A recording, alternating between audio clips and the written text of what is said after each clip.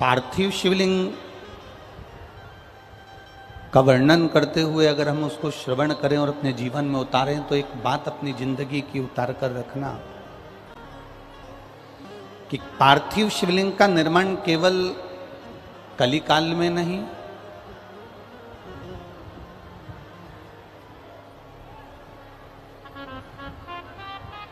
पार्थिव शिवलिंग का निर्माण केवल कलिकाल में नहीं,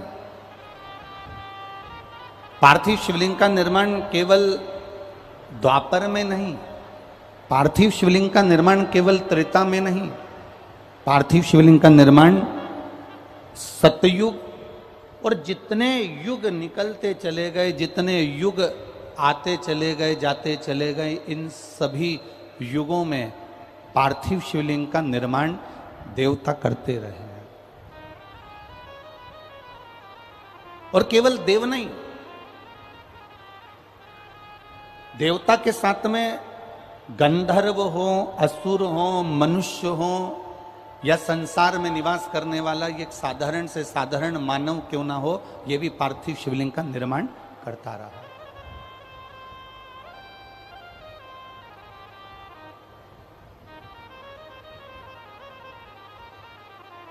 एक बड़ा सुंदर संवाद हमारे यहाँ पार्थिव शिवलिंग का त्रेता का आता है कि भगवान देवाधिदेव महादेव की पूजन के लिए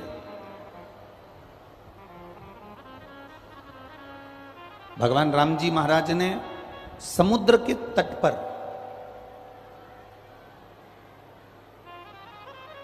बैठकर एक बालू रेत का शिवलिंग का निर्माण किया और बालू रेत के शिवलिंग का निर्माण करा और उसका जो पूजन का क्रम प्रारंभ किया, ये मेरे राम जी ने संपूर्ण ब्रह्मांडवासियों को, संपूर्ण देशवासियों को, संपूर्ण सनातनियों को एक मार्ग प्रशस्त कर दिया कि पार्थिव शिवलिंग का निर्माण कर कर जब मेरे राम जी महाराज समुद्र को पार कर सकते हैं तो मेरे राम जी कहते हैं कि पार्थिव शिवलिंग का निर्माण कर कर इस भव सागर से भी पार हुआ जा सकता है। जब शरीर में ताप पड़ा और उसके शरीर को कंपन होने लगा, बुखार पड़ने लगा, शरीर को ताप होने लगा, बुखार पड़ने लगा, तब वो ठंड से कांपते हुए शरीर के ताप के कारण वो शंकर भगवान के एक शिवालय में प्रवेश कर गए। ये हमारी शिव महापुराण का कथा का महत्तम हमें वर्णन कर रहा है। शिव महापुराण की कथा का महत्तम हमसे कर रहा है।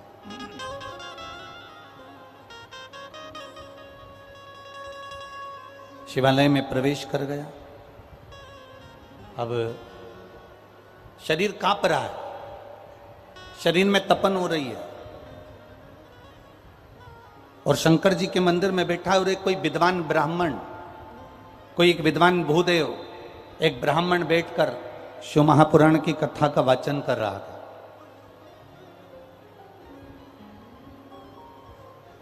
अब इसके शरीर में तो ताप पड़ा, इसके शरीर में तो कष्ट पड़ा, इसके शरीर में तो कष्ट हो रहा है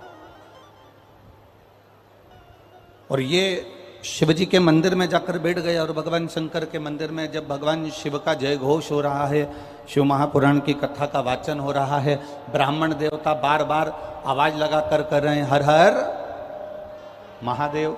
जब ब्राह्मण बार बार हर हर महादेव कर रहे हैं, बार बार उच्चारण कर रहे हैं, बार बार कर रहे हैं, तो इसको कष्ट हो रहा है। अभी इससे पहले जो छत्तीसगढ़ की कथा थी उसमें हमने वर्णन किया था, छत्तीसगढ़ की कथा में आपको कहा था कि शरीर में ताप बढ़ता है तो भोजन छूट जाता है, शरीर में कष्ट बढ़ता है तो भोजन छूट जाता है, और जब हमारे घर में, हमारे अंदर पाप बढ़ता है तो भगवान का भजन छूट जाता है। फिर भगवान के भजन में हमारा मन नहीं लगता, भगवान की भक्ति में हमारा मन नहीं लगता, भगवान के स्मरण में हमारा मन नहीं लगता। आप रोज मंदिर जा रहे हैं, रोज शिवालय जा रहे हैं, रोज भगवान के मंदिर पहुंच रहे हैं, रोज भगवान की भक्ति में पहुंच रहे हैं, रोज देवादिदेव महादेव को एक लोटा जल समर्पित करने के लिए पहुंच रहे हैं।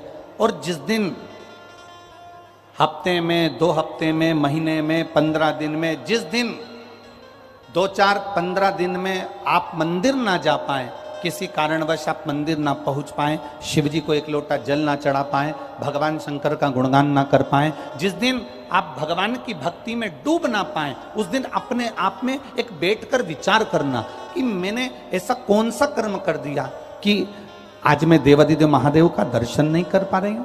मैंने कौन सा कर्म कर दिया जो मैं महादेव की कथा में नहीं पहुंच पा रही हूं।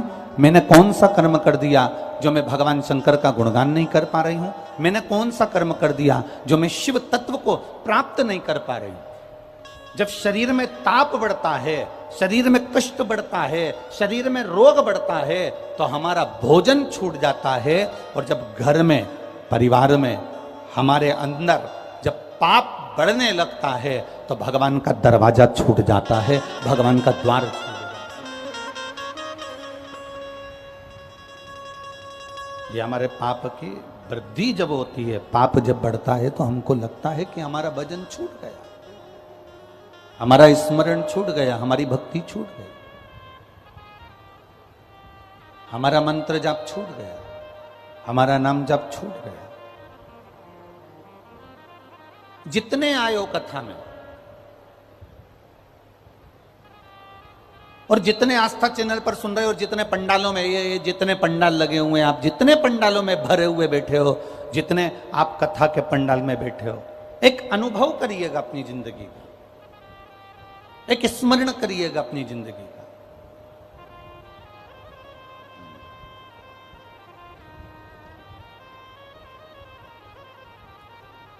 कभी कभी बहुत बड़ा एक्सीडेंट हो जाता है और इस एक्सीडेंट में भी अगर आप बच गए, कभी कभी बहुत बड़ी बीमारी आ जाती है और उस बीमारी में भी आप संभल गए, कभी कभी बहुत बड़ा तकलीफ आ गई और उस तकलीफ से भी अगर आप निकल गए, तो आप ये अनुभव करिएगा कि ये आपने जो पूर्व में देवादिदेव महादेव को एक लोटा जल चढ़ाया है, जो भगवान शंकर का गुणगान किया है, जो पार्थिव शिवलिंग का निर्माण किया है, जो भगवान की तुमने आराधना करी है, ये उसका फल है जिसके कारण आज हम सुरक्षित बैठे हो। ये अनुभव अपने भीतर करिएगा कि ये उसकी कृपा से। अकाल मृत्यु वो मरे जो काम करे चंडाल का, और काल उसका क्या बिगाड़े जो भक्त हो महा। उसका काल बिगाड़ेगा।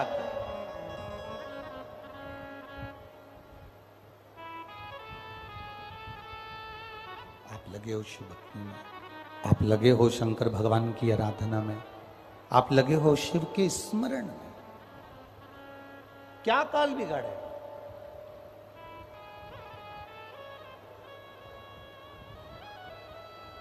शिव कथा कह रही है, भगवान शंकर का संवाद कर रहा है।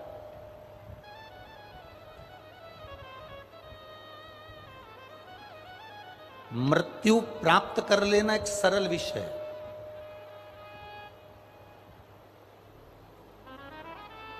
पर भजन कर कर, मंत्र जाप कर कर, भगवान की भक्ति को धारण कर कर अपने प्राणों को त्याग देना और मोक्ष पा लेना, ये एक अलग विषय है।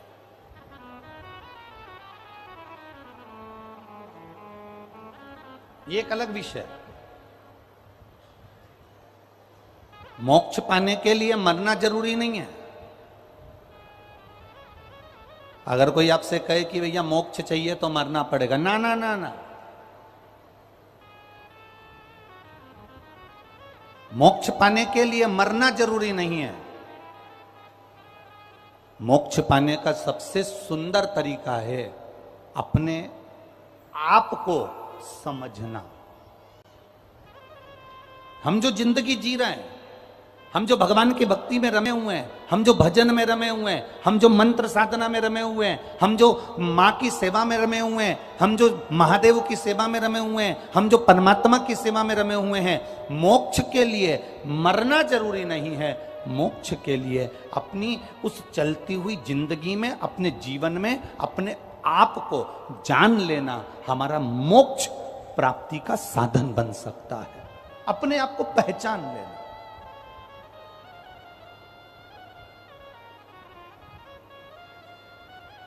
बचपन गया, जाने दो। जवानी गई, जाने दो। अधेड़ी गई, जाने दो। पर जो बचा हुआ है हमारा बुढ़ापा, किसी की जवानी बची है, किसी की अधेड़ी बची है, किसी का बचपन बचा है, किसी का बुढ़ापा बचा है, हमें उसको साधना है।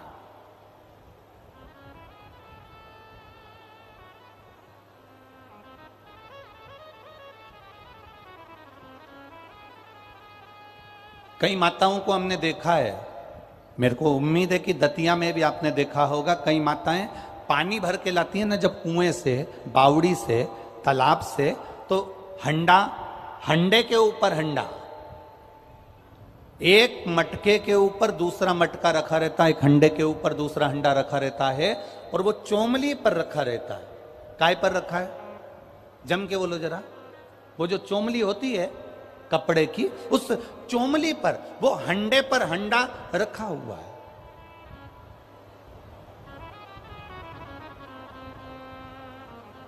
उसने वो हंडे को पकड़ा नहीं है।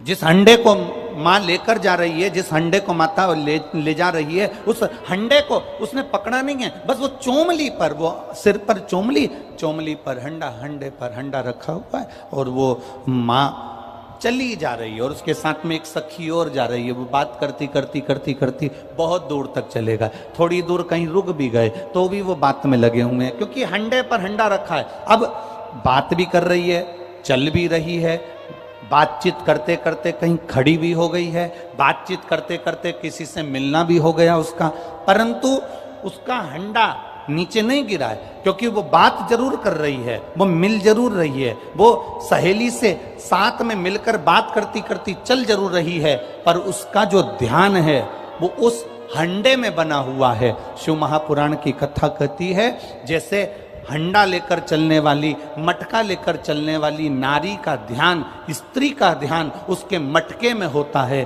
उसके हंडे में होता है। शिव महापुराण की कथा कहती है, तुम कहीं पर भी रहो, दुकान में, व्यापार में, नौकरी में, सर्विस में, घर में, परिवार में, तुम्हारी मर्जी पड़े जहां रहो, पर शिव पुराण कहती है कि अपना ध्यान परमात्मा के चरणों में लगाकर चलना तो जिंदगी की सार्थकता।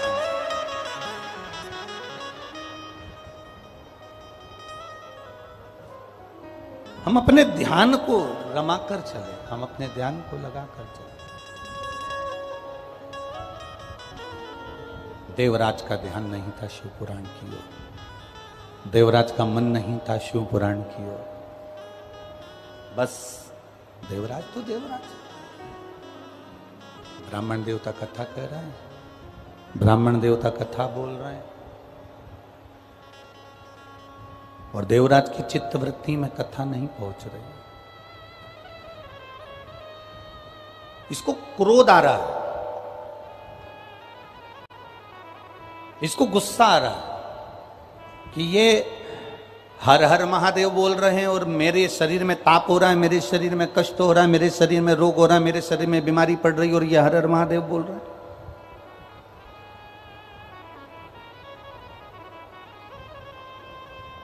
उठा देवराज और भवन से, मंदिर से बाहर निकल गया। मंदिर से बाहर, और मंदिर से बाहर जाकर बेलपत्री के वृक्ष के नीचे बस थोड़ी देर बैठा ही था।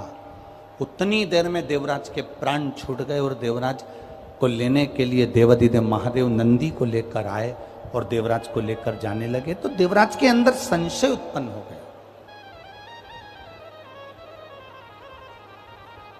देवराज के अंदर एक संशय उत्पन्न हुआ कि मैं पापी, मैंने पाप किया, मैंने जिंदगी में झूठ बोला, मैंने कपट करा, मैंने चोरी करी, मैंने बेईमानी करी। देवराज कह रहे हैं कि मैं पापी और मैंने ये सब गलत काम किए, उसके बाद भी मेरे प्राण छूटने पर भगवान देवाधिदेव महादेव, मेरे प्राण छूटने पर मेरे शंकर भगवान मुझे लेने के लिए आए। आखिर मैंने पुण्य करा तो करा कौन सा?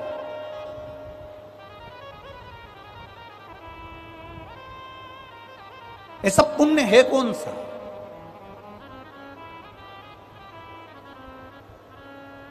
वो कौन सा पुण्य है जो मैंने भूल से कर दिया? वो कौन सा पुण्य है जो मेरी जिंदगी में हो गया?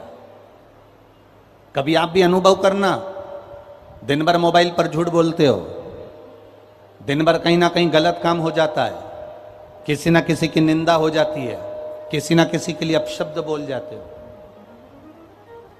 एक बार कथा में हमने आप लोगों से कहा था, टीवी के माध्यम से आपने सुना होगा कि मोबाइल आया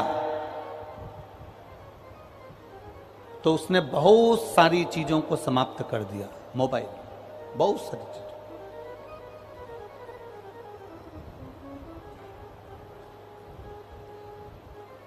मोबाइल आया तो उसने बहुत सारी चीजों को खत्म कर दिया। मोबाइल आया, कैमरा खत्म हो गया। बोलो सही है कि गलत है? अब कैमरे का प्रयोग कोई कैमरा टांग के चलता है क्या? बस मोबाइल निकाला और कैमरे से, मोबाइल से फोटो खींच लिया। मोबाइल आया, कैमरा खत्म हो गया। मोबाइल आया, MP3 खत्म। पहले लोग सीडी लगाते थे, कैसेट लगाते थे, फिर गाने सुनते थे। अब मोबाइल आया तो MP3 खत्म। अर्थात गाना सुनना है तो कोई को बक्से वगैरह लगाने की जरूरत नहीं पड़ती, मोबाइल पर सुन लेता। मोबाइल आया, कैमरा खत्म हो गया। मोबाइल आया, MP3 खत्म हो गई। मोबाइल आया तो कैलेंडर, जिससे लोग तारीख देखा करते थे, वो कैलेंडर भी खत्म हो गया। मोबाइल आया तो ये घड़ी भी खत्म। अब लोग टाइम देखते हैं तो मोबाइल का बटन दबा के देख लेते कितनी बज रही है। मोबाइल आया, कैमरा खत्म हो गया। मोबाइल आया, MP3 खत्म हो गई। मोबाइल आया, कैलेंडर खत्म हो गया। मोबाइल आया तो घड़ी खत्म हो गई। और मोबाइल पत्नी के हाथ में आया तो तुम खत्म।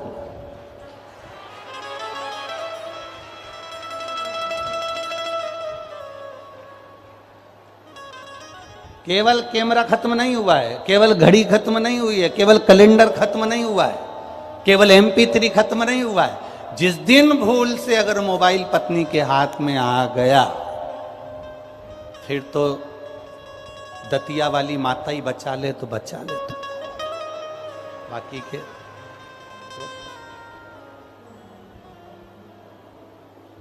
देवराज ने देवाधिदेव महादेव से पूछा कि मैंने पुण्य कौन सा करा, तो महादेव ने केवल एक ही बात कही कि ये तेरा पुण्य नहीं, तेरी माता जी का पुण्य था। तुम्हारी माता ने जो पुण्य करा था उस पुण्य का फल तुम्हें मिल रहा है। तेरी माता एक लोटा जल मेरे मंदिर में, मेरे शिवालय में जाकर समर्पित करती थी। उस जल का फल ये मिला कि तू ब्राह्मण कुल में जन्म लेने के बाद भी तूने शंकर के मंदिर में पहुंचने के बाद चोरी करता था, तो चोरी करने के बाद भी तू शिव मंदिर में पहुंचकर कथा को श्रवण किया। और कथा श्रवण कर कर तो भूलवश बेलपत्री के पेड़ के नीचे आकर बैठ गया और यहां तेरे प्राण छूट गए। शंकर भगवान कहते हैं बेलपत्री का जो वृक्ष है ये मेरा एक स्थान है, मेरा स्थान। शिव धाम देवराज चले गए। शिव जी से जो प्रश्न किए गए उसका उत्तर देवराज ने दिया।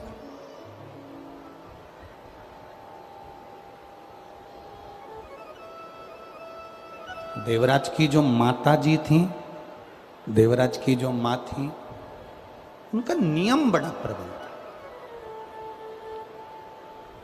एक नियम जब हम अपनी जिंदगी में लेकर चलते हैं तो उसका फल जरूर मिलता है। एक कोई सा भी नियम हमने अपनी जिंदगी में बना लिया कि हमको शिव जी के मंदिर जाना है, एक लोटा जल चढ़ाना है, या शंकर जी के मंदिर में जाकर झाड़ू लगाना है, पोछा लगाना है, या सेवा करना है, उसका फल जरूरी है। एक पत्र आया है, उस पत्र में उन्होंने वर्णन किया,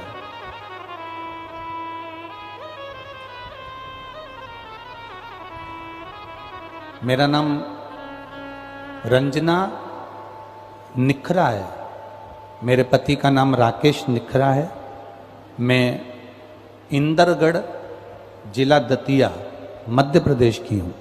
कहीं बैठी हो तो हाथ हिला सकती हैं, कहीं पर बैठी हो तो अपना हाथ हिला सकती हैं। मेरा नाम रंजना निखरा है, मेरे पति का नाम राकेश निखरा है, मैं इंदरगढ़ जिला दतिया मध्य प्रदेश की हूँ। आप ही हैं? दोनों हाथ ऐसे हिला दो एक बार। एक लोटे जड़ और शंकर भगवान के मंदिर में झाड़ू लगाने का क्या फल होता है गुरुदेव, मैं वर्णन करती हूँ। मेरा बड़ा बेटा 22 वर्ष का है और छोटा बेटा 20 वर्ष का है। बड़े बेटे का नाम देव निखरा है और छोटे बेटे का नाम शिव निखरा है। मेरे दोनों बेटे 22 वर्ष का और 20 वर्ष का 2019 से सरकारी नौकरी के लिए तैयारी कर रहे थे। कई बार परीक्षा दी लेकिन सफलता नहीं मिली। सब लोग कहते थे इनकी उम्र छोटी है, अभी यार क्या नौकरी के लिए अप्लाई करना।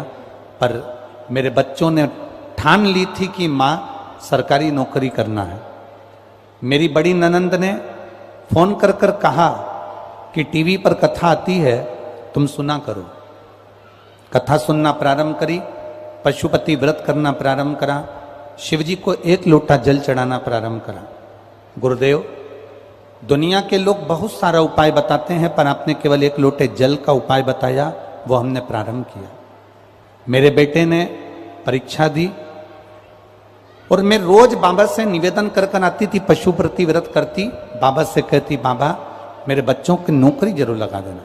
और बाबा की ऐसी कृपा हुई गुरुदेव, आज मेरे दोनों बेटों की सरकारी नौकरी 13 मई 2023 को लग गई है। मेरा एक बेटा सहायक लेखा परीक्षा अधिकारी के पद पर चयनित हो गया और दूसरा बेटा पोस्ट ऑफिस में बाबा की कृपा से ऑफिसर के पद पर लग गया। मैं प्रणाम करने के लिए ये शिव, दोनों हाथ हिला दो बहन एक बार, हाँ एक बार दोनों हाथ हिला दो। बधाई आपको बहुत बहुत। हर हर महादेव। शिव तत्व इसी को कहते हैं।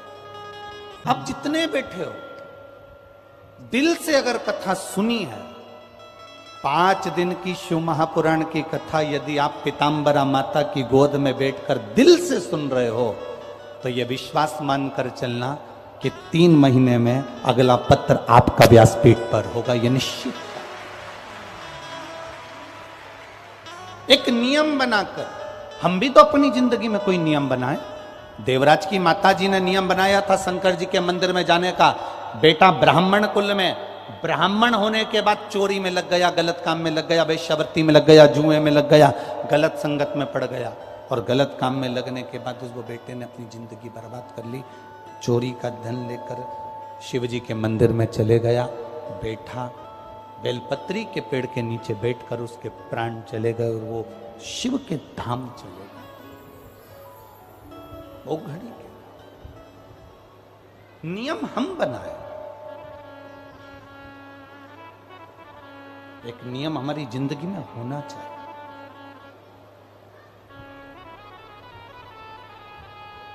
और जब नियम हमारी जिंदगी में होंगे तो ये निश्चित है कि परमात्मा की कृपा जरूर होगी। बोल बम का नारा है, इतने धीमे बोलोगे तो कल्याण तुम्हारा है। जरा दम के तो बोलो, बोल बम का नारा है। बाबा एक सहारा, हम उसके सहारे क्यों नहीं जीते? हम परिवार में रहें, कुटुंब में रहें, नाते और रिश्तों में रहें, हम अपने घर में रहें। ना हमको साधु बनना, ना हमको सन्यासी बनना, ना हमको तपस्वी बनना, ना हमको कहीं गंगा जी के घाट पर जाकर बैठना। हमको परिवार में रहकर भगवान की भक्ति में रमे रहना। 24 घंटे नहीं, 24 घंटे नहीं।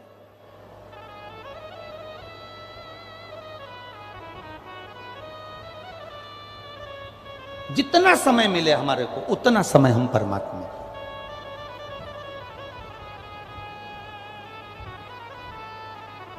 एक जीजी ने हमसे कहा, गुरुजी ये बताओ कि भगवान की भक्ति कितनी देर की करना चाहिए। हमने कहा जितनी देर तुम पेंसिल से लाइन खींचो और डब्बा भरो, बस घड़ी मिला लेना कि पेंसिल से लाइन खींचने में कितनी देर लग रही है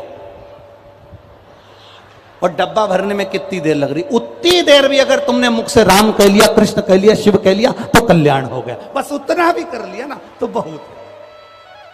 वो करने वाला बैठा हुआ है, वो उदार बैठा, वो करता है स्वयं। अब चित्त से स्मरण कर कर, हाँ ये जरूर है कि आपको गाड़ी वाला थोड़ा दूर उतार देगा, वहां से आप पैदल पैदल पैदल पैदल कथा के पंडाल तक चलेंगे। थोड़ा कष्ट जरूर होगा। जब मेरे भोलेनाथ जी सीहोर से चलकर यहां आ सकते हैं तो आप भी तो कथा के पंडाल तक आ सकते हो।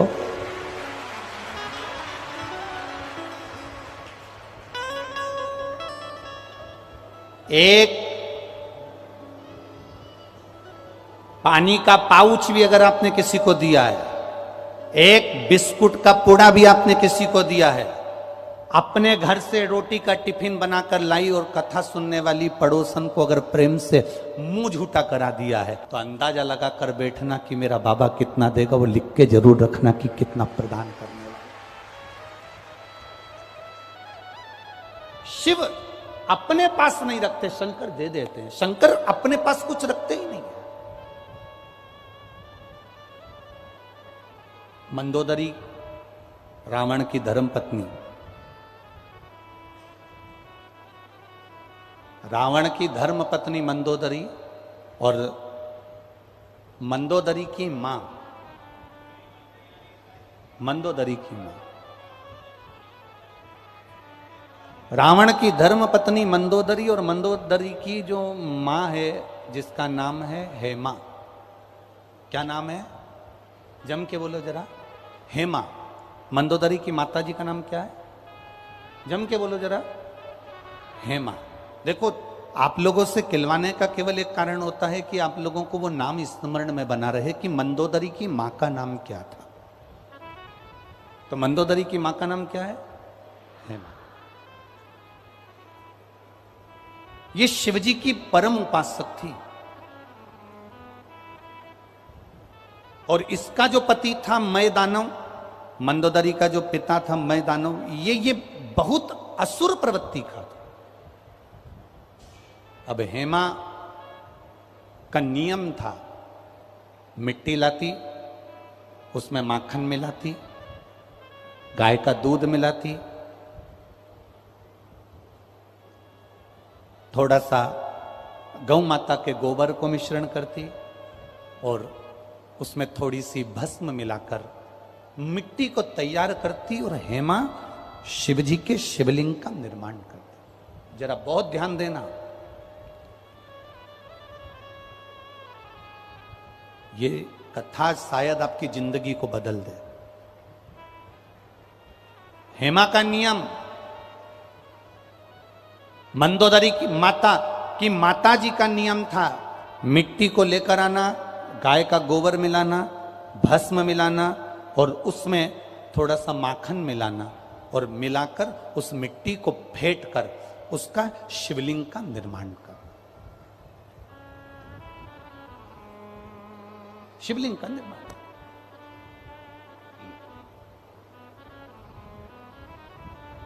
छोटी सी मंदोदरी, और मंदोदरी ने एक दिन अपनी माता जी से पूछ लिया था, मां अप्सरा थी हेमा?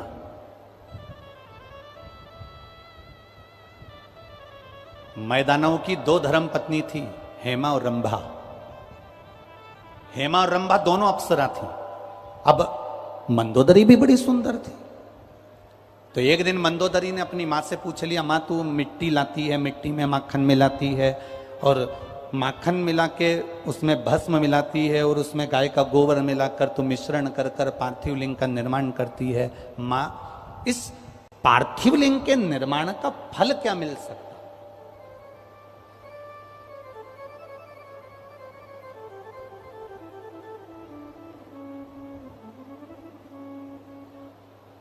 पार्थिव लिंग के निर्माण का फल क्या मिल सकता है?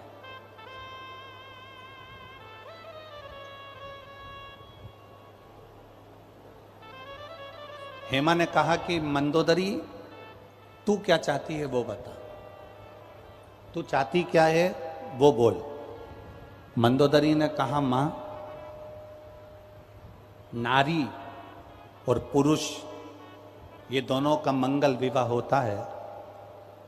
नारी पहले जाती है, पुरुष पहले जाता है, ये तो किसी को नहीं मालूम, जो भाग्य में लिखा होता है वो होता है। नारी पहले जाएगी कि पुरुष पहले जाएगा ये किसी को नहीं मालूम। मां, जो ललाट पर लिखा हुआ होता है, जो पूर्व का कर्म करा हुआ होता है, उसी के अनुसार पति पहले गया कि पत्नी पहले गई, ये ललाट पर जिसके जो लिखा होगा, जो कर्म की गति लिखी होगी वो उसके साथ होगा।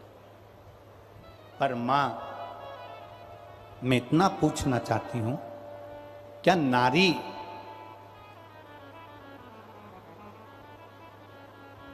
शिवलिंग का निर्माण करती है और उसका पूजन करती है, मान लो भूलवश, वैसे तो नारी ये चाहती है कि वो अखंड सौभाग्यवती होकर जाए, पर कोई कारणवश नारी का पति अगर पहले चले गया और नारी अगर बाद में जा रही है, तो क्या मां शिवलिंग के निर्माण का कोई फल उसको प्राप्त हो सकता है?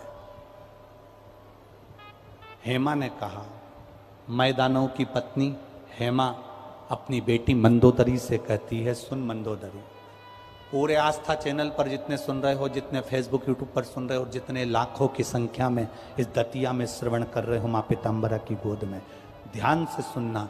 मां हेमा अपनी बेटी मंदोदरी से कहती है, मंदोदरी सुन,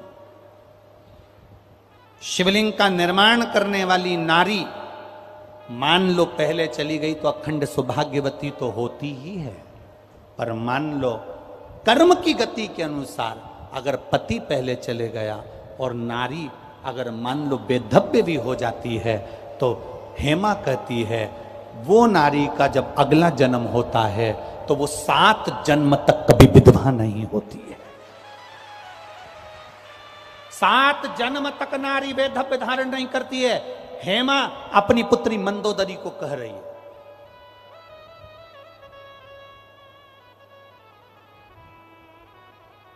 पंच कन्या में एक कन्या मंदोदरी है, जिसका ये संवाद, और यही संवाद मंदोदरी ने केवल अपने अंदर नहीं रखा। जब रावण ने मंदोदरी को पसंद करा और मंदोदरी ने अपनी माता से पार्थिव शिवलिंग के निर्माण का फल जान लिया, जब हेमा से पार्थिव शिवलिंग के पूजन के महत्व को मंदोदरी ने जान लिया, रावण के साथ उसकी शादी हो गई, चली गई वो लंका में। लंका में पहुंचने के बाद रावण सीता जी का हरण कर कर लेकर अशोक वाटिका में रख दिया।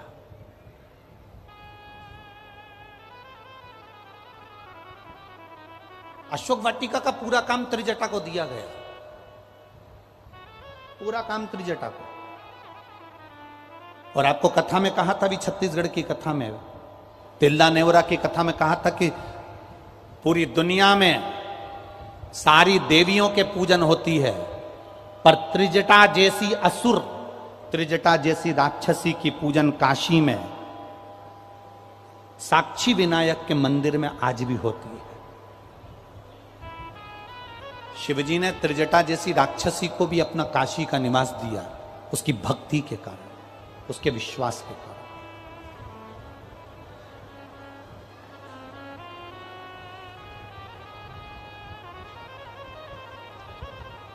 सीता मैया को ले जाकर अशोक वाटिका में रखा।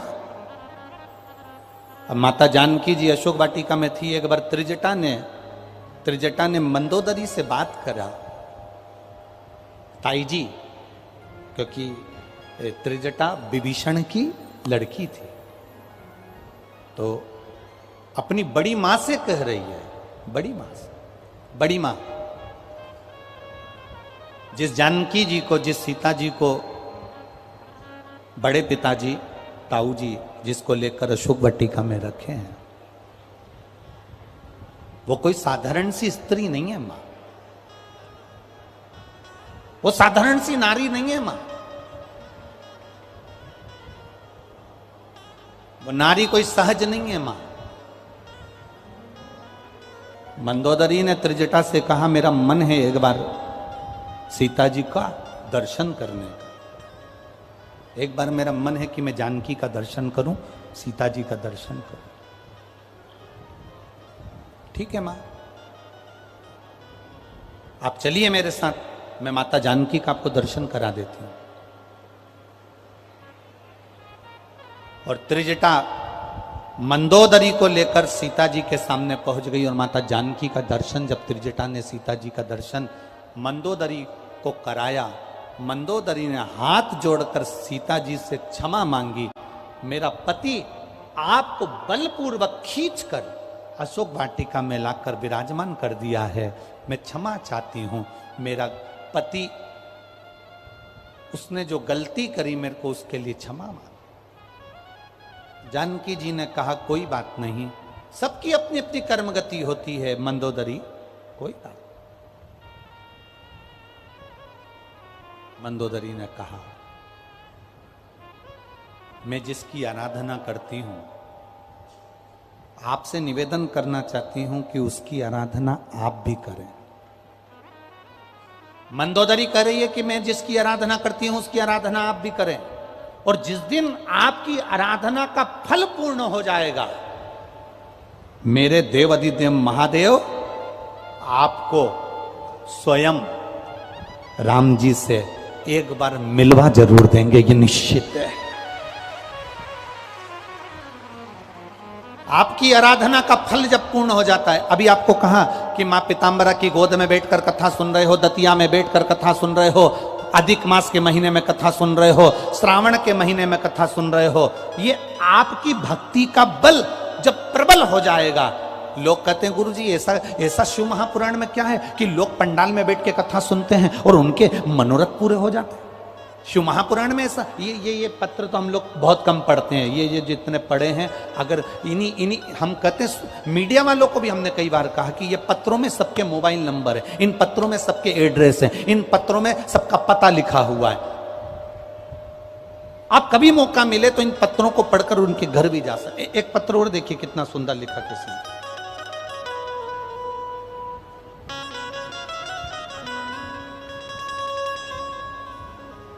मैं वर्षा सोनी, जिला भिंड, गोहद की रहने वाली हूं। कहीं बैठी हैं? कहीं बैठी हो? आप ही हैं? दोनों हाथ हिला दो एक बार, वापिस हिलाओ हाथ एक बार। मैं वर्षा सोनी, जिला भिंड, गोहद की रहने वाली हूं। गुरुजी, मैं क्या वर्णन करूं? मेरे बेटे की बैंक मैनेजर की एग्जाम में बहुत विघ्न आते थे। कभी 1 नंबर से रह जाता, कभी 2 नंबर से रह जाता, कभी 3 नंबर से रह जाता, उसका नहीं हो पाता था। बहुत परेशान थे, उसकी हिम्मत टूट गई।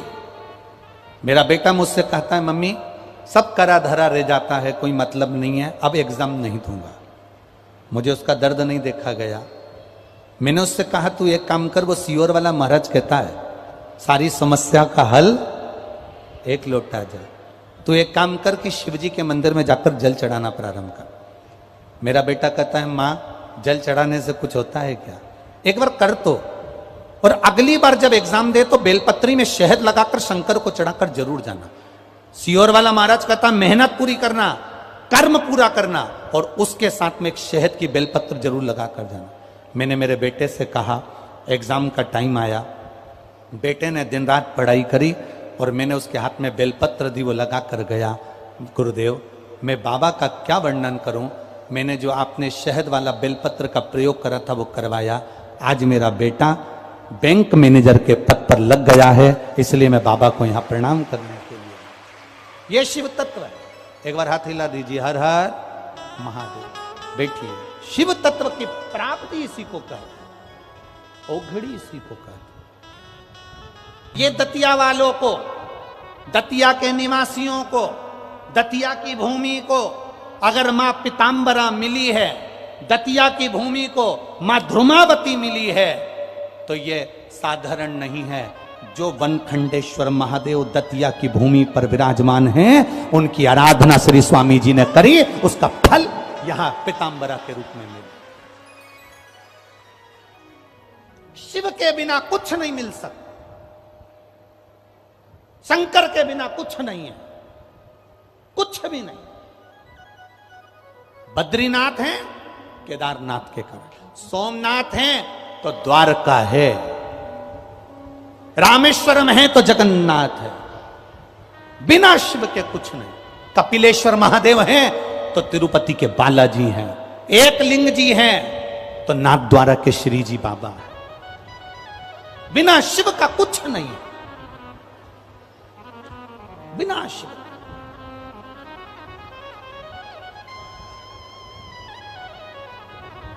स्वामी जी ने कितना कितना तप करा शंकर जी का, कितनी शिव जी की सेवा करी होगी। वो बनखंडेश्वर महादेव की पूजन में स्वामी जी लगे रहते थे, दिन भर लगे रहते थे। शंकर जी के मंदिर में सफाई करना, सेवा करना, आराधना करना, पूजन करना, अर्चना करना। सबसे पहले स्वामी जी अगर आए थे, महाराज जी अगर आए थे, तो वो बनखंडेश्वर महादेव के पास में ही बैठा करते थे, वहीं आराधना करते, वहीं तप साधना करते। वहीं पर देवाधिदेव महादेव ने कृपा कर दी और कह दिया, यहां मेरी जगत जननी पार्वती का बगलामुखी अवतार पीतांबरा को यहां विराजमान कर दे, धूमावती को यहां विराजमान कर दे।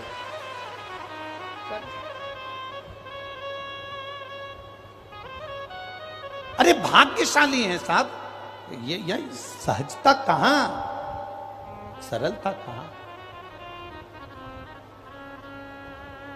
कई लोग कहते हैं जब कोई काम अटकता है, राजनेता हो, सत्ताधारी हो, जिसको कोई काम अटक गया तो लोग कहते हैं कि हम पीतांबरा पीठ जाते हैं, दतिया जाते हैं और माता की आराधना करते हैं और हमारा काम हो जाता है। तो आखिर ऐसा गुरुजी पीतांबरा पीठ में ऐसा क्या है? उनसे कहना चाहूंगा, केवल पीतांबरा पीठ में केवल पीतांबरा अकेली नहीं है, शिव और शक्ति दोनों बैठे हैं, इसलिए कार्य सफल होता है।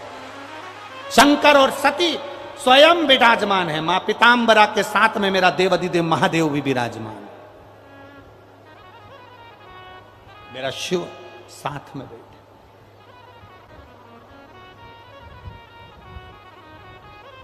तेज गर्मी हो सकती है, धूप लग सकती है, पंडाल में जगह नहीं मिलेगी तो आप बाहर खड़े रह रहे हो, आपको धूप लग रही होगी, पर विश्वास मानकर चलना कि इस भूमि की कथा आपकी झोली कभी खाली नहीं रख सकती, भरकर भेजेगी। ये क्योंकि शिव और शक्ति की भूमि है। ये दतिया की भूमि शंकर और शक्ति की भूमि है। ये दतिया की भूमि केवल मां की अकेली भूमि नहीं, यहां शिव और शक्ति दोनों विराजमान है। बनखंडेश्वर भी बैठे हैं तो मां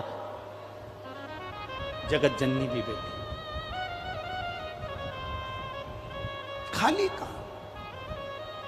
सुनो सीता जानकी, अगर तुमने शिव जी की आराधना करी है तो मेरा देवाधिदेव महादेव जिसकी आराधना मैं करती हूं, अब वो महादेव तुमको एक बार राम जी का दर्शन, तुम्हारे पति का दर्शन जरूर कराए। तो सीता जी ने कहा मंदोदरी से कि रावण की कैद में मैं बंद हूं, राम जी अगर आएंगे तो मुझे लेने के लिए आएंगे और लेकर चले जाएंगे, विजय प्राप्त करेंगे और लेकर चले जाएंगे, युद्ध लड़ेंगे और लेकर चले जाएंगे, और आप कह रही हो कि उसके पहले राम जी का दर्शन हो जाएगा, ऐसा हो सकता है क्या? मंदोदरी मुस्कुराकर बोली, मेरी मां हेमा कहती थी पार्थिव लिंग का निर्माण करने पर, पूजन कर कर विसर्जन करने पर जो फल मिलता है वो साधारण नहीं मिलता है। तुम एक काम करो, जिस अशोक के वृक्ष के नीचे तुम बैठी हो, अशोक वाटिका में तुम बैठी हो, वहीं की मिट्टी कंकर को उठाकर उसका भी तुम स्पर्श कर लोगी और अपने इष्ट देव का स्मरण कर कर याद करोगी तो वो सुनता जरूर है। इसलिए कहते हैं कंकर में शंकर है, कंकर में शंकर। हमने पहले भी कथा में कहा, पूरे विश्व की भूमि को, पूरे विश्व की जमीन को, पूरे विश्व की भूमि को खोद कर देखिए, कोई मूर्ति मिले चाहे ना मिले, मेरा शंकर और कंकर उस भूमि में जरूर मिलेगा, ये निश्चितता मिलेगा। तो लोग कह रहे थे काशी में, काशी में कितना लोगों ने कहा ये हमारी है, ये हमारी है, ये हमारी है। और जब रिसर्च वाले पहुंचे और चेक करने पहुंचे और सब पुरातत्व विभाग वाले पहुंचे और धीरे धीरे धीरे धीरे धीरे धीरे जब चेक करना प्रारंभ करा तो देवाधिदेव महादेव खुद प्रकट होकर कहते हैं कि ये ज्ञान वापी मेरी है। स्वयं शिव कह रहा है, स्वयं ओघड़दानी कह रहा है। शिव के जितने भक्त होते हैं, शंकर के जितने उपासक होते हैं, शंकर की आराधना करने वाले जितने होते हैं, शिव तत्व को प्राप्त करने वाले कितने होते हैं, वो सब ऐसे शंकर भगवान की चमक क्या कम है। कर्पूर गौरम करुणावतारम संसार सारम, कितने सुंदर मेरे महादेव, कितने सुंदर। एक बार गणेश जी ने शंकर जी से कह दिया था, पिताजी 24 घंटे भस्म रमा के रहते हो, भस्म लपेट के रहते हो, कभी एक बार मुझे आपका असली रूप दिखा दो ना। शंकर भगवान बोले बेटा रेन दे, अब बेटा के नहीं है, मेरे को तो देखना है, तुम चलो मेरे साथ। शंकर भगवान ने खूब मना करा पर गणेश जी नहीं माने। गणेश जी नहीं माने तब बाबा भोलेनाथ जी गणेश जी को लेकर चले गए गंगा जी में। जो भोलेनाथ जी ने डुबकी लगाई और डुबकी लगाकर जैसे भोलेनाथ जी निकल कर बाहर आए, गणेश जी देखते ही उनके हजारों मुख हो गए, हजारों आंख हो गई गणेश जी की और चक्कर खाने लगे गणेश जी महाराज, इतने सुंदर। तुरंत गणेश जी ने शंकर जी के चरण पकड़कर कहा तुम तो जैसे थे वैसे ही हो जाओ। शिव जी ने पूछा कैसे? भस्म लपेटो। अब शंकर भगवान भस्म नहीं लगा रहे, गणेश जी ने अपनी सूंड में भस्म भरकर भोलेनाथ जी पे छोड़ी, हाथ से शंकर भगवान को भस्म लगा रहे भगवान गणेश जी। तो शंकर जी ने पूछा ऐसा क्यों कर रहा है? शंकर भगवान से गणेश जी महाराज बोले आप बड़े सुंदर हो पर मेरी माता पार्वती से ज्यादा सुंदर हो, इसलिए मेरी माता से ज्यादा सुंदर मैं किसी को देख नहीं सकता, मेरी जान जल रही, इसलिए तुम वैसे ही हो जाओ जैसे थे। शिव जी वापिस वैसे ही हो गए, भस्म रमा। कितने सुंदर है मेरे बाबा की कोई और। लक्ष्मी जी की माता जी, भगवान विष्णु जी की सासू जी ख्याति देवी, लक्ष्मी जी को शिव जी को देने वाली थी, मना कर दिया। सारी देवियां भगवान शंकर को प्राप्त होने वाली थी, शिव जी ने मना कर दिया। ना ना ना, इतने सुंदर है। कर्पूर गौरम करुणावतार, कितना सुंदर स्वरूप मेरे महादेव का, कितना कितना सुंदर।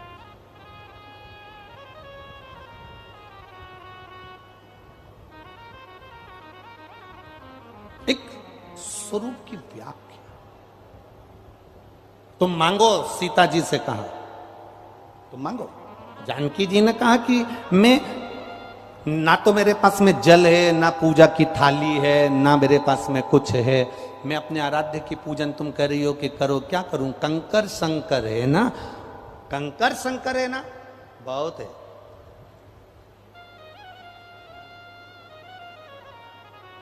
ये इतने आप लोग कथा सुनने आए हो, या बैठ के जब कथा सुनकर जाओ तो सिर पे जिस रज पर आप बैठे हो, जिस जमीन पर आप बैठे हो, जिस आसन पर आप बैठे हो, उसकी रज थोड़ी सी सिर पर लगाकर जरूर जाया करो। इतने करोड़ों लाखों भक्तों में कोई शंकर का ऐसा भक्त आता है जिसके अंदर शिव समाया हुआ होता है, उसकी रज जमीन पर पड़ जाती है, हमारा कल्याण कर कर चली जाती है। कोई ऐसा आया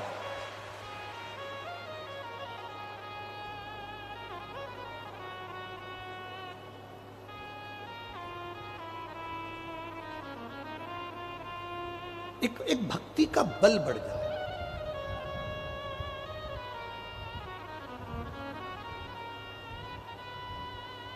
एक माँ ने लिखा है कि मेरे जीवन का मैं क्या वर्णन करूं कि मेरे घर में संतान नहीं थी और डॉक्टर ने कह दिया था कि तेरे गर्भाशय में गांठ है, गर्भाशय में गांठ है, संतान का सुख तेरे को जिंदगी भर पत्र में लिखा उसने, संतान का सुख तेरी जिंदगी में कभी नहीं मिलेगा, तेरे गर्भाशय में गांठ।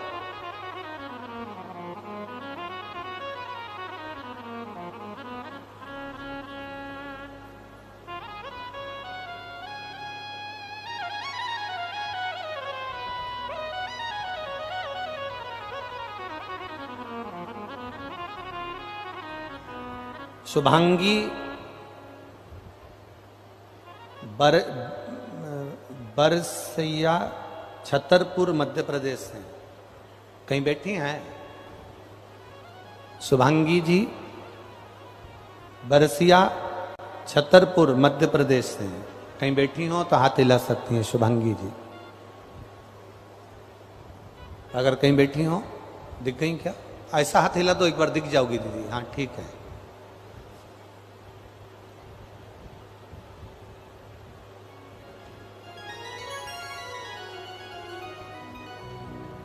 बच्चे को साथ लेकर आई हो क्या?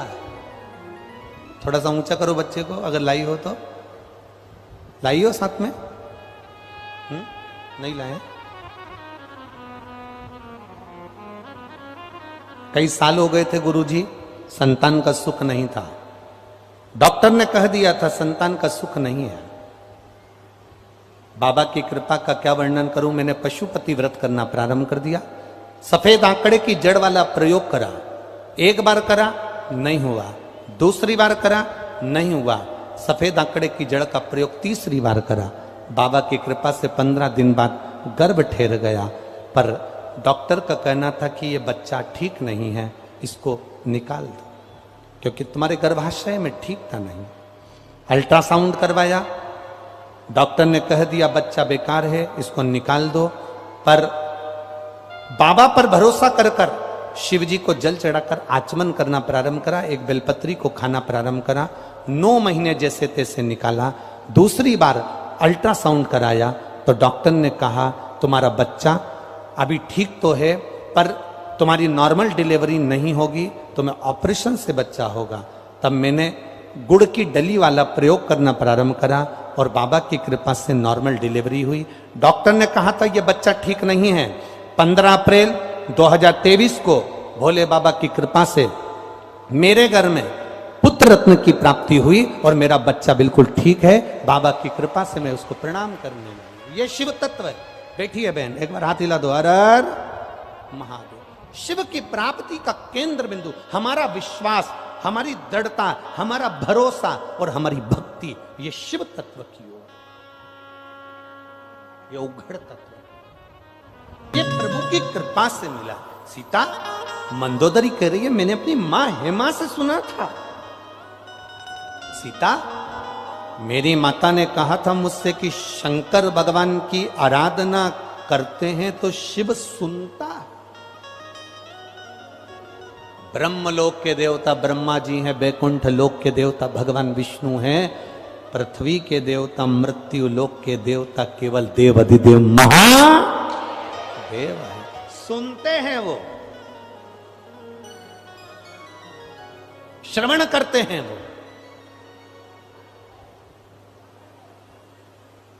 मेरे पास ना पूजा की थाली है, ना लोटा है, ना कलश है, ना मेरे पास में धूप बत्ती, ना अगरबत्ती, ना दिया, ना मेरे पास में कोई वस्तु।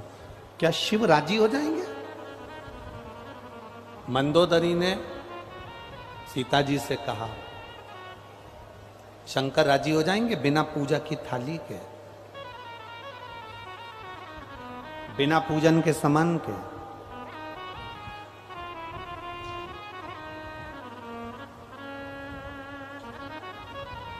मेरे महादेव को ना तो तुम्हारे नारियल की जरूरत है, मेरे महादेव को ना तुम्हारे द्वारा दी हुई कोई वस्तु की जरूरत है। मेरे महादेव कहते हैं एक लोटा जल तुम्हारे पास में हो तो चढ़ा दो, नहीं हो मेरी चढ़ी हुई बेलपत्र उठाकर वापिस मुझ पे चढ़ा दो।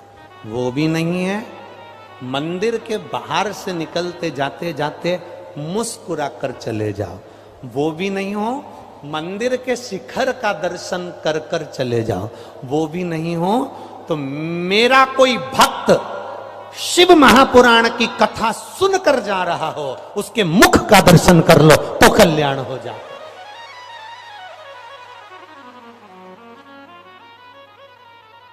शंकर का कोई भक्त निकल कर जा रहा है, उसकी मुख का दर्शन। शिव महापुराण में लिखा है, विद्येश्वर संहिता में, शिव महापुराण के विद्येश्वर संहिता में लिखा है, श्री शिवाय नमस्तुभ्यम, बोलने वाले के मुख का दर्शन कर लिया जाए तो हजारों अश्वमेध यज्ञ का फल प्राप्त हो जाता है, मात्र उसके मुख का दर्शन कर लिया। विद्येश्वर संहिता शिव महापुराण में लिखा।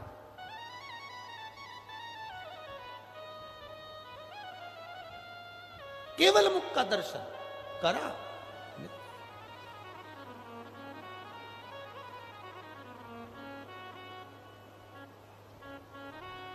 गर्भ में जो बच्चे मर जाते हैं, गर्भ से निकलकर जो बच्चे मर जाते हैं, अधोगति में जो बच्चे चले जाते हैं, इनकी जो गर्भ में मरे, अधोगति में मरे, कुंवारी अवस्था में मरे, जो कुंवारी अवस्था में मरते हैं, जिनकी शादी नहीं हुई और कुंवारे मर जाते हैं, इनके ना तो इनके लिए स्वर्ग होता है ना इनके लिए नरक होता है, ये बीच में लटकते रहते हैं।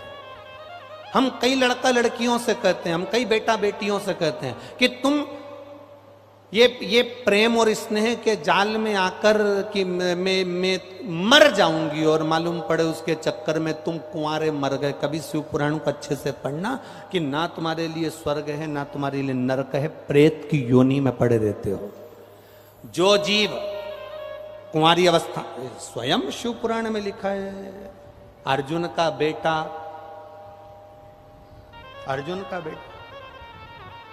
आर्यमा, जब भगवान कृष्ण ने बुलवाया बलि देने के लिए, तो ये कथा हमने कई बार कही, आप लोगों ने सुनी होगी। आर्यमा ने आकर कहा, अर्जुन का बेटा अरावण, आर्यमा नहीं, अरावण ने आकर कहा,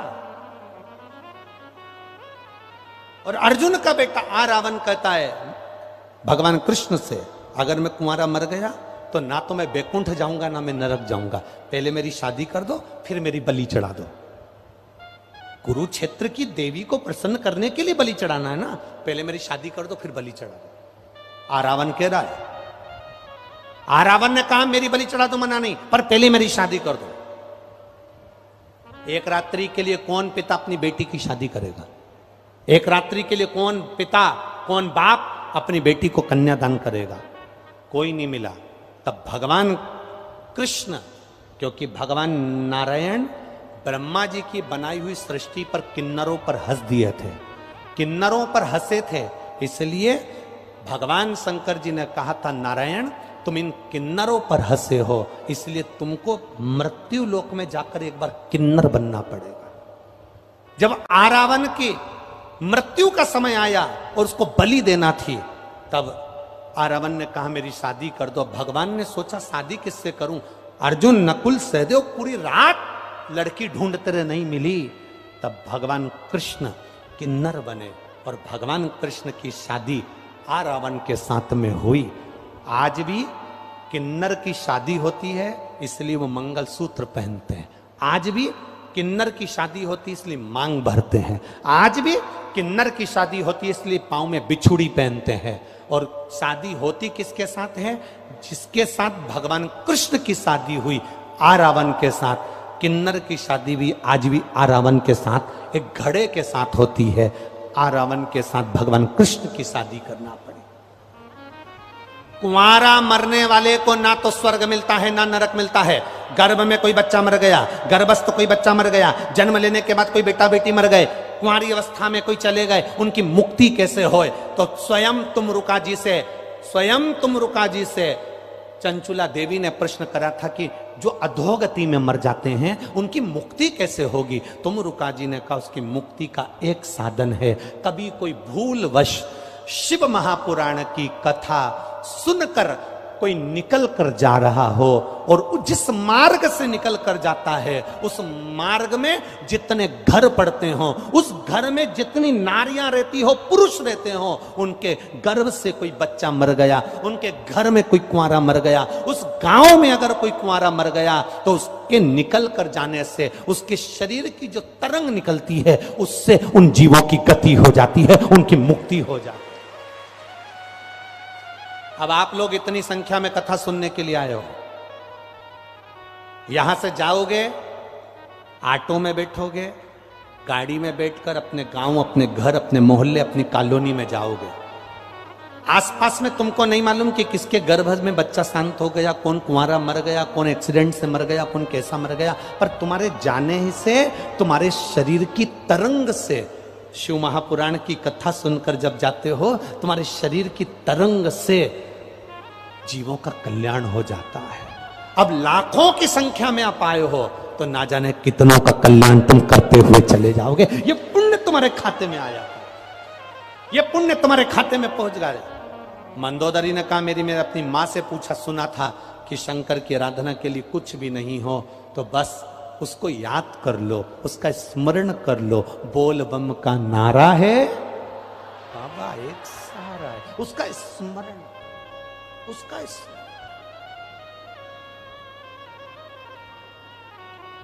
ठीक है। सीता मैया जिस वृक्ष के नीचे बैठी थी, उसी वृक्ष के नीचे सीता जी स्मरण राम जी का, शिव जी का कर। समय आया, देखिए मंदोदरी के शब्द को एक कथाकार, एक वक्ता,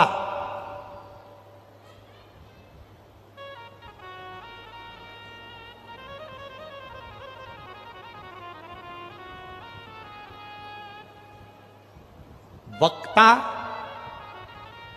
जब बोलता है और सुनने वाला अपनी जिंदगी में अगर उतार लेता है तो वक्ता बोलता है, सुनने वाले ने अगर उतार लिया तो वक्ता उसका वक्त बदल देता है। यह निश्चितता है। आपने सुना, आपने उतार लिया, आपका वक्त बदल गया। कोई कहे कि गुरुजी, कई लोग कहते हैं गुरुजी आशीर्वाद दो हमारा बेटा अच्छा रहे, आशीर्वाद दो हमारी बेटी अच्छी रहे, आशीर्वाद दो हमारा पति अच्छा रहे, आशीर्वाद दो हम अच्छे रहें। हम उनसे कहते हैं हमको तो आशीर्वाद देना भी नहीं आता, फालतू की बात है। जैसे तुम हो वैसे हम हैं, जैसे तुम 2 रोटी खाते हो वैसे हम 2 रोटी खाते हैं, जैसे माता के गर्भ से तुमने जन्म लिया वैसे माता के गर्भ से हमने जन्म लिया, जैसे तुम्हारी जिंदगी निकली है वैसे हमारी जिंदगी निकली है। हम में कुछ भी नहीं कि हम आपको आशीर्वाद दे सकें, बल्कि आप भगवान से प्रार्थना करा करो कि भगवान ऐसा आशीर्वाद दे कि आपकी और हमारी दोनों की जिंदगी सार्थक हो और भगवान का भजन करते हैं। हमारे पास में कोई भभूतिन या बेल या चमत्कार हमारे पास में नहीं है। हमारे पास में तो केवल ये शंकर कंकर शिव जी का नाम है। आप भगवान की कथा सुन लोगे, शंकर जी के मंदिर जाना चालू कर दोगे। हमारे पास मत आओ, हमसे मिलने होटल में भी मत आओ, क्योंकि हम तुमसे मिलने वाले हैं नहीं। फालतू की बात है। कोई कहे किसी और वाले महाराज जी से मिला दो, उनसे हमारा ये काम कर, ना ना ना, हमारे पास मिलने भी मत आओ। हम जिसका भजन कर रहे हैं, जिस देवाधिदेव महादेव को हम भजते हैं, उस देवाधिदेव महादेव को तुम भी भजते रहो, कल्याण निश्चित हो जाएगा। भजन करो, भक्ति करो, विश्वास रखकर भजो भगवान शिव को, भरोसा रखकर भजो शिव को। एक पत्र में लिखा है, किसी बहन की किडनी पूरी खराब हो गई, डॉक्टर ने कहा बदलना पड़ेगा। डॉक्टर कह रहा बदलो, उस बहन ने भी संकल्प ले लिया, डॉक्टर साहब आप गोली दीजिए, दवाई दीजिए। डायलिसिस चल रहा था और उसने संकल्प लिया कि शंकर जी पे चढ़ा हुआ पानी जब तक नहीं पीऊंगी तब तक सुबेरे मुख भी नहीं धो। उसके घर के लोग नहा के मंदिर जाते, जल ला कर देते, हाथ में जल डालकर श्री शिवाय नमस्तुभ्यम बोलकर आचमन कर लेती है, पत्र में आचमन कर लेती है। उसकी किडनी दूसरी बार जांच कराने के लिए जब वो ग्वालियर गई तो उसकी किडनी ने काम करना प्रारंभ कर दिया। ये शिव भक्ति है, ये औघड़ी है, ये शंकर। भजन को बढ़ाइए, आपके भक्ति को बढ़ाओ, आपके स्मरण को बढ़ाओ, आपके अपने भीतर के बल को बढ़ाने का प्रयास करो। शिव तत्व कह रहा है, भगवान शंकर की कथा कह रही है। सीता जी से कहा, मंदोदरी ने, सीता जी ने उस दिन से कंकर शंकर मानकर भगवान का स्मरण किया। समय आया, राम जी पहुंच गए समुद्र के किनारे। समुद्र को पार करना था। हनुमान जी से कहा, कोई विद्वान पंडित लेकर आओ जो यहां शिवलिंग की पूजन करा, पार्थिव शिवलिंग की पूजन करा, उसके लिए विद्वान ब्राह्मण ला। हनुमान जी ने जामवंत से पूछा कि विद्वान पंडित कौन है।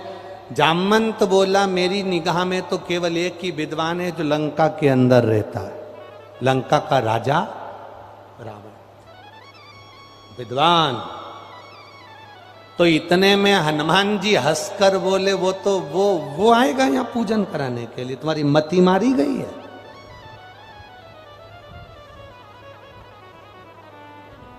जामवंत बोले, हनुमान वो नहीं आएगा, मैं जानता हूं, पर उसकी जो धर्म पत्नी है ना मंदोदरी, वो पत्नी नहीं है, वो धर्म पत्नी है। पत्नी और धर्म पत्नी में जमीन और आसमान का अंतर होता है। पत्नी वो होती है जो पति को मायके ले जाती है। पत्नी वो होती है जो पति को शॉपिंग मॉल ले जाती है। पत्नी वो होती है जो पति को मार्केट ले जाती है। पत्नी वो होती है जो पति को कपड़े की दुकान ले जाती है। पत्नी वो होती है जो पति को सुनार की दुकान ले जाती है। पत्नी वो होती है जो पति को घुमाने फिराने गोवा ले जाती है। पर धर्म पत्नी वो होती है जो पति को सोनापुराण तक ले आती। वो धर्म पत्नी जो मां पिताम्बरा तक लेकर आए, भगवान के दर्शन कराने ले जाए, संतों के दर्शन कराने ले जाए, वो धर्म पत्नी है। आपसे भी निवेदन है, 5 दिन की कथा में एक दिन धर्म पत्नी बनने का प्रयास करना। धर्म पत्नी का फर्ज है अपने पति को मार्ग दिखाना। जामवंत ने कहा, मंदोदरी धर्म पत्नी है। हनुमान जी जाओ मंदोदरी के पास जाना, कह देना पार्थिव शिवलिंग की पूजन कराना। मंदोदरी की मां हेमा ने पार्थिव शिवलिंग पूजन का महत्व ऐसा बता दिया कि मंदोदरी बिना अपने पति को भेजे मान ही नहीं सकती। जाओ जा, ठीक है।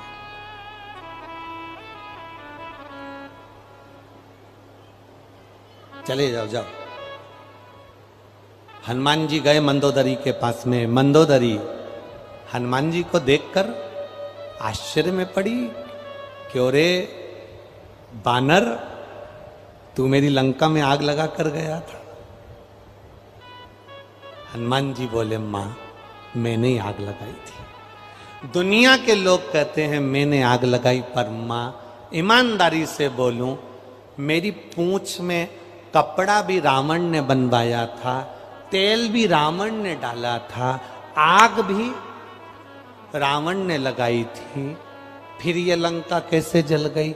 मां आपका बेटा है ना मेघनाथ, अक्षय, ये मेघनाथ ने ऊपर आवाज लगाकर कहा, मेघो बरसो, लंका जलना नहीं चाहिए। मैं पवन का बेटा हूं, मैंने भी आवाज लगाई, पिताजी वो पानी बरसा रहे हैं, तुम हवा चला दो। अब पवन देव आ गए, उन्होंने जलदेव से कहा, अपन दोनों सगे भाई हैं और मेरा बेटा वहां पूंछ जल रही है और तू पानी बरसा रहा है, वो लंका जलाने बैठा है। इतने में मेघ ने कहा, जल ने कहा, भैया पवन तू चिंता मत कर, गाड़ी पानी की जाएगी पर पेट्रोल भरा हुआ जाएगा।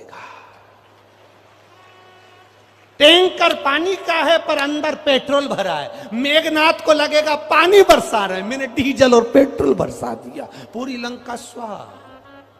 तो मंदोदरी कह रही है तुमने मेरी लंका जलाई। हनुमान जी बोले मेरी कहां सामर्थ्य था जो मैं लंका जला सकूं, ये मेरा कुछ भी नहीं है, ये तो सब उसकी कृपा है। क्या चाहते हो? विद्वान ब्राह्मण चाहिए, पार्थिव शिवलिंग का पूजन हो रहा है। मंदोदरी की आंख से आंसू झलक गए। पार्थिव शिवलिंग? हाँ, कौन बना रहा है? राम जी बनाएंगे, पूजन करेंगे, इसलिए हम महाशिवलिंग का प्रतिष्ठा करना है, कोई विद्वान ब्राह्मण चाहिए। मंदोदरी बोली मेरे पति के बराबर दुनिया में कोई विद्वान है ही नहीं। तो हनुमान जी बोले हमें तो एड्रेस ही यहीं का मिला है, शुरू से ही इतना विद्वान और कहां मिलेगा, आप अपने पति को भेजिए। इतने में मंदोदरी चुप होकर बैठ गई। मंदोदरी से हनुमान जी ने कहा चुप हो गई माता, क्या बात है? हनुमान जी के शब्द सुनकर मंदोदरी बोली वो मेरा पति है, मैं उसको अच्छे से जानती हूँ, वो कभी किसी भी हालत में राम जी की पूजन में नहीं जाएगा, क्योंकि ये विरोधी पार्टी है। अपनी पार्टी की बात हो तो दूसरी बात है, पर ये विरोधी है, विरोधी की पार्टी में कैसे? नहीं मां, आप कृपा करोगी तो जरूर जाएगा। इतने में मंदोदरी ने कहा मैं एक बार प्रैक्टिकल करके देखती हूं, तुम रुको। मंदोदरी गई और रावण के पास जाकर बोली स्वामी आप ब्राह्मण कुल में जन्मे, आपने कभी ब्राह्मण कर्म नहीं करा। रावण कहता है मैं मस्तिष्क पे त्रिपुंड धारण करता हूं, जनेऊ पहनता हूं, भगवान की आराधना करता हूं, ये ब्राह्मण कर्म नहीं तो और क्या है? मंदोदरी ने कहा इसको ब्राह्मण कर्म नहीं कहते। ब्राह्मण कर्म वो होता है जजमान के यहां जाए, पूजन कराए और दक्षिणा लेके आए। रावण बोला मंदोदरी अपने यहां कुछ कमी पड़ रही है जो दक्षिणा मंगवाने के लिए मुझे भेज रही है? मंदोदरी बोली ब्राह्मण का कर्म तो करना चाहिए, एक बार किसी जजमान के यहाँ पूजन कराओ, दक्षिणा लेकर आओ। इतने में रावण बोला मुझे पूजन करने कौन बुलाएगा, मैं लंकेश, मुझे पूजन करने कौन बुलाएगा? मंदोदरी ने कहा वो तुम्हारे वो राम जी है ना, शंकर जी की स्थापना कर रहे हैं, प्रतिष्ठा के लिए तुमको बुलाया। रावण मुख घुमाकर मंदोदरी को देखे बावरी हो गई, पागल हो गई, वहां पूजन कराने जाऊंगा, मैं नहीं जाता। मंदोदरी कहने लगी मैंने सुना था रावण बड़े विद्वान है, लंकाधिपति बड़े विद्वान है, पर मुझे लगता है कि तुम शून्य हो, तुम में विद्वत्ता नहीं है। रावण कहता है मैं पूजन कराने जा सकता था, पूजन कराने चले भी जाऊंगा, पर एक ब्राह्मण कभी अधूरी पूजन नहीं करा सकता। तो मंदोदरी ने पूछा मैं कौन सी बोल रही कि तुम अधूरी पूजन करा, तुम तो पूरी पूजन करा। रावण बोलता है राम जी की पत्नी सीता यहाँ पर है, राम जी वहां पर है, ये पति पत्नी दोनों गठजोड़ा बांध के नहीं बैठेंगे तब तक प्रतिष्ठा कैसे होगी? इतने में मंदोदरी बोली विद्वान ब्राह्मण सारी जुगाड़ जानता है।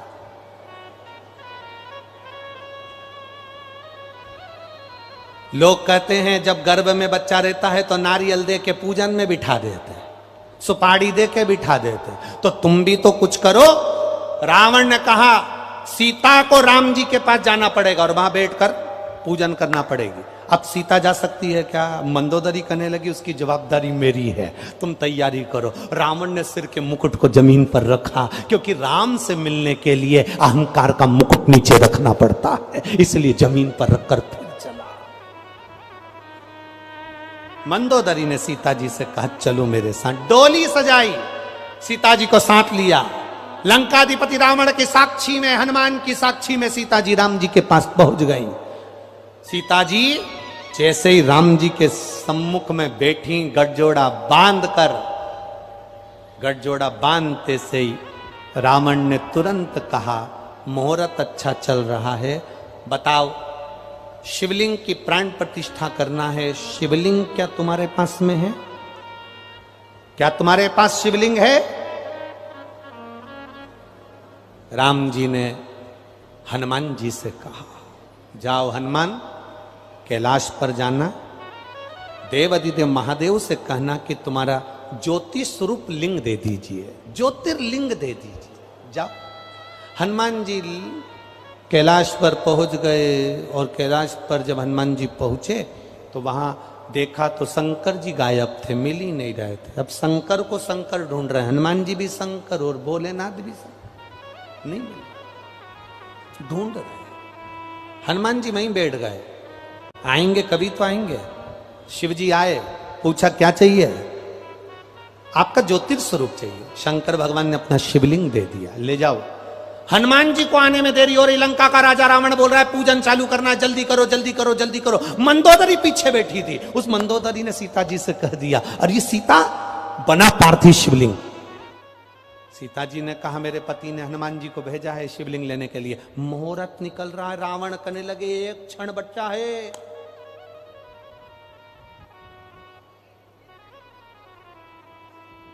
ज्येष्ठ का महीना, शुक्ल पक्ष की दसवीं, जिस दिन माता सीता जी ने बालू के शिवलिंग का निर्माण करा जो रामेश्वर धाम बन गया।